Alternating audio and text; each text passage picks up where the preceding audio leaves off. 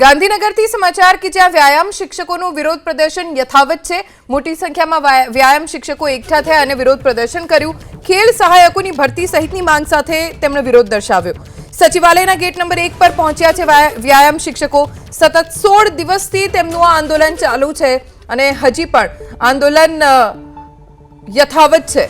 ખેલ સહાયકોની ભરતી સહિતની માંગ છે વ્યાયામ શિક્ષકોની। સચિવાલયના ગેટ નંબર 1 ઉપર પહોંચ્યા છે વ્યાયામ શિક્ષકો। વધુ જાણકારી અમારા સંવાદદાતા હિરેન રાજગુરુ પાસેથી પ્રાપ્ત કરીશું। હિરેન, છેલ્લા 16 દિવસથી વ્યાયામ શિક્ષકો વિરોધ દર્શાવી રહ્યા છે। સરકાર તરફથી હજી તેમની માંગ પૂર્ણ નથી કરાઈ, હજી પણ તેમનું આંદોલન યથાવત। શું કહેવું છે તેમનું? બિલકુલ દેખાવ કરી રહ્યા છે જે વ્યાયામ શિક્ષકોના ઉમેદવાર છે તે અને ગેટ નંબર 1 પાસે પહોંચ્યા છે। દ્રશ્યની અંદર જુઓ છો એ મુજબ ખેલ સહાયક યોજના છે તે બંધ કરો અને કાયમી વ્યાયામ શિક્ષકની ભરતી કરવાની માંગણી કરી રહ્યા છે અને અહીંયા પહોંચ્યા છે। ત્યારે તેમની સાથે વાત કરીએ। આજે અહીંયા ગેટ નંબર 1 પાસે આવ્યા છો, શું માંગ? અમે સતત 17 દિવસથી અમારી આંદોલન ઉપર અમે છે। આજે અમારો 17મો દિવસ છે। સરકાર તરફથી કોઈ વાત સાંભળવામાં નથી આવતી અને અમને સરકાર તરફથી કોઈ પ્રતિક્રિયા નથી મળતી, એટલે આજે અમે અહીંયા આવ્યા છીએ। સત્યાગ્રહ ના પાડવામાં આવે છે કે અહીંયા ના બેઠો। મુખ્ય શું માંગણી? મુખ્ય માંગ જ છે અમારે કાયમી ભરતી કરવા। મને 14 વર્ષથી એક સરકાર રખડાવે છે આ રીતે। અમે કાયમી ભરતી માટે જ અહીંયા માંગ કરીએ છીએ। અમને કોઈ અધિકારી મળવા નથી આવ્યા, કોઈ મંત્રી મળવા નથી આવ્યા।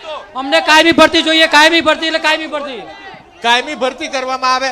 અચ્છા, આપ કેટલા વર્ષથી પાસ આઉટ છો? શું તમે પાસ કર્યું છે? મેં સેટ પાસ કર્યું છે અમે, અને ભરતી કરી નહીં 15 વર્ષથી। વ્યાયામ શિક્ષકની ભરતી કરી નથી 15 વર્ષથી। તો સેટને કાયમી કરો। કાયમી ભરતી નથી થતી એના કારણે શું તકલીફ પડે? તકલીફ ઘણી પડે છે અમારે। ઘર ચલાવવા તકલીફ પડે છે અને 1500 ડિગ્રી અમે લીધી છે, બરાબર તકલીફ બહુ પડે છે અમને। આ તમામ એ વ્યાયામ શિક્ષકના ઉમેદવારો છે જે અહીંયા કાયમી વ્યાયામ શિક્ષકની ભરતી કરવામાં આવે તેવી માંગણી સાથે પહોંચ્યા છે। પોલીસ પણ અહીંયા પહોંચી છે, તેમને અટકાવવાના પ્રયાસ કરવામાં આવશે। વિધાનસભાનું બજેટ સત્ર ચાલુ હતું ત્યારે પણ આ ઉમેદવારો છે એ ગેટ નંબર 1 સુધી પહોંચ્યા હતા પોતાની માંગણીને લઈને।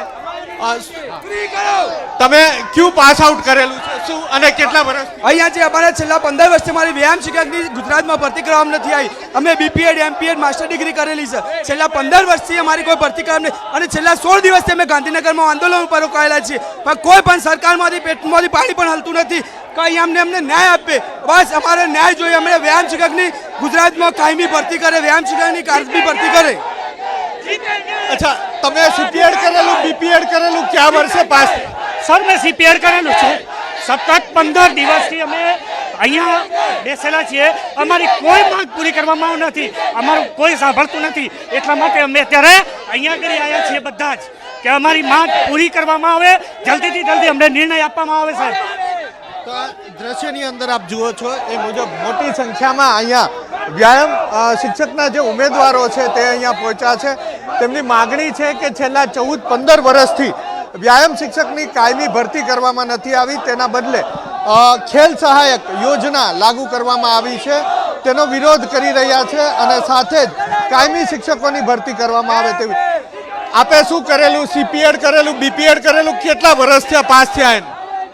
15 થી 16 વર્ષ ત્યાં સીપીએડ કરેલું છે। હજુ એક પણ વખત ભરતી કરવામાં આવી નથી અને અમારું એક જ કહેવું છે કે કાયમી ભરતી કરો। તો આજે ખેલ સહાયક યોજના છે એને લઈ અને શું વિરોધ છે? શોષણ જ છે એક જાતનું। ખેલ સહાયક યોજના શોષણ જ છે। કાયમી ભરતી કરો, બીજું અમારે કશું કહેવું નથી। કાયમી ભરતી કરો। અમારી માંગ લઈને આવીએ એટલે અહીંયા આગળ ડબ્બા લઈને આ લોકો ત્રાસવાદીની જેમ અમારી સામે વર્તન કરવામાં આવે છે। અહીંયા આગળ અમે કઈ ત્રાસવાદી નથી। એમએલએ એમપીના પગાર વધારવા છે પણ ખેલ સહાયક અહીંયા બધાના પગાર વધી રહ્યા છે, અમે કરવા નથી। તો આ પોલીસની વાહન પણ અહીંયા આવી છે અને જે ઉમેદવારો અહીંયા દેખાવ કરી રહ્યા છે તેમની અટકાયતનો દોર હવે શરૂ કરવામાં આવે તે પ્રકારેના દ્રશ્યો સામે આવ્યા છે। એક તરફ પોલીસ, મોટી સંખ્યામાં અહીંયા પોલીસના જવાનો પહોંચ્યા છે, સાથે પોલીસ વાહન પણ અહીંયા પહોંચ્યું છે।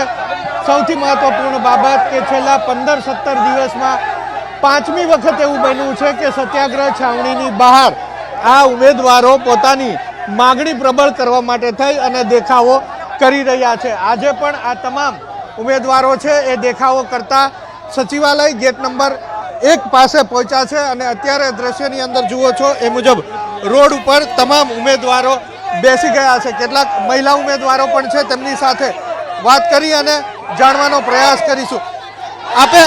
આપે કઈ ડિગ્રી મેળવેલી છે? કેટલા વર્ષ થયા એને? અમને ડિગ્રી મેળવ્યા 15 જેટલા વર્ષ થયા છે. બધા અમુક મોસ્ટ ઓફલી ઘણા બધા ભાઈઓ બહેનો છે એમને 15 વર્ષથી ડિગ્રી લીધી છે. 15 વર્ષથી ભરતી નથી થઈ અમારા વિષયની. અમે ન્યાય માંગીએ છીએ. જ્યાં સુધી અમારી કાયમી ભરતીનું કોઈ નહીં આવે નિરાકરણ, ત્યાં સુધી અમે ગાંધીનગર નથી છોડવાના. ગયા વખતે અમે સચિવાલયના ગેટે આવ્યા ત્યારે મને કમરની તકલીફ થઈ છે. આજે બધા બેઠા છે, હું બેસી નથી શકતી. કોણ જવાબદાર છે? કોઈ છે એનો જવાબ આપવા વાળું? તો કોણ આ તમારી માગણી કોણ સાંભળશે? કોણ સાંભળે? લાગતું નથી કોઈ સાંભળે એવું. લાગે છે તમને? તો અહીંયા મારે શું કરવા આવવું પડે સચિવાલયના ગેટે? જ્યારે નથી સાંભળતા ત્યારે આવવું પડે. અચ્છા, કેટલો સમય થયો છે? હજી કેટલું આંદોલન ચાલશે?